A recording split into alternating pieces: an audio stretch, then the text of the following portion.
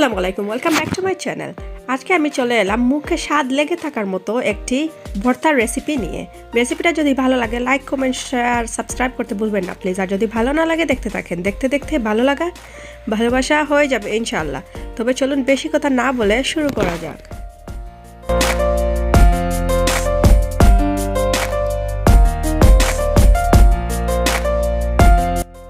প্রথমে আমি বড় একটি বেগুনকে ধুয়ে পরিষ্কার করে এখন আমি পিস পিস করে কিন্তু কেটে নিচ্ছি। আর পিসটা হবে, বেগুনের পিসটা কিন্তু একটু বড় হতে হবে, পাতলা হলে কিন্তু চলবে না। আর এখন আমি দিয়ে দিচ্ছি বেগুনটাকে একটু মেখে নেব, তো অল্প হলুদ দিয়ে আর চিলি পাউডার দিয়ে আর লবণ দিয়ে একটু মেখে তারপর আমি ফ্রাই করে নেব।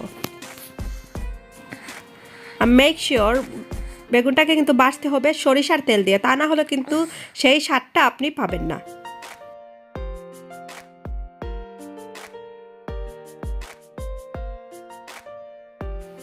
এই তো ওখানে একটি ফ্রাই প্যানে আমি 2 টেবিল স্পুনের মতো মাস্টার্ড অয়েল দিয়ে দিয়েছি। আর এখন দিয়ে দিচ্ছি বেগুনগুলা একটু ভালো করে ভেজে নেব।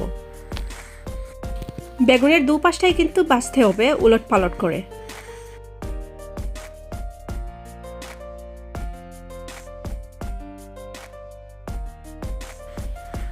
এই তো আমার বেগুনের এক পাশটা হয়ে গেছে, আমি এখন বেগুনের অপর পাশটা উল্টে দিচ্ছি। আর একটু পরে আমি দিয়ে দেব 4-5টা রসুনের কোয়া।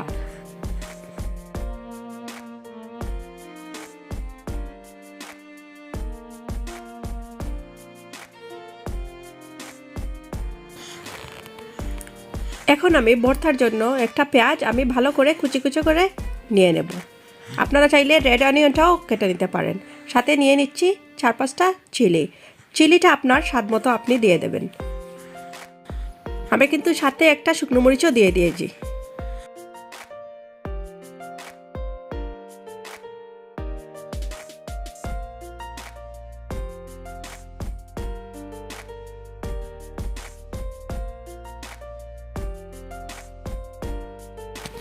এই তো এখানে আমি একটি বউলে পেঁয়াজ কুচি, চিলি আর রসুনের কোয়াটা নিয়ে নিয়েছি। আর আমার এই বেগুন ভাজিতে লাগবে স্পেশাল এই যে একটা পেস্ট দেখছেন আপনারা, সরিষার পেস্ট, এই পেস্টটা কিন্তু ডেফিনেটলি লাগবে। এখন আমি সবগুলো একসাথে মাখিয়ে নিচ্ছি।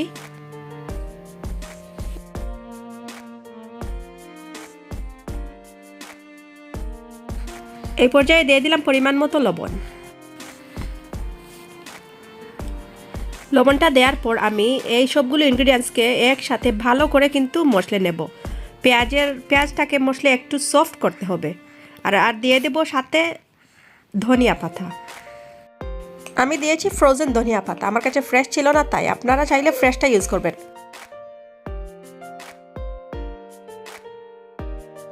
এখন আমি দিয়ে দেব একে একে বেগুনের পিসগুলা।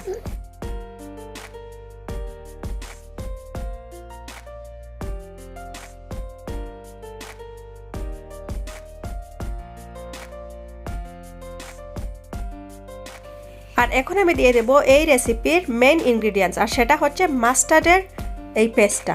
এটা কিন্তু না দিলেই নয়। এই তো রেডি হয়ে গেল আমার মজাদার বেগুন ভর্তা রেসিপি। এখন আপনাদেরকে আমি পরিবেশন করে দেখাচ্ছি। এই বেগুন ভর্তাটা আপনারা একবার যদি খান তবে বারবার খেতে কিন্তু মন চাইবে। সহজেই আপনি এক গামলা ভাত খেয়ে নিতে পারেন।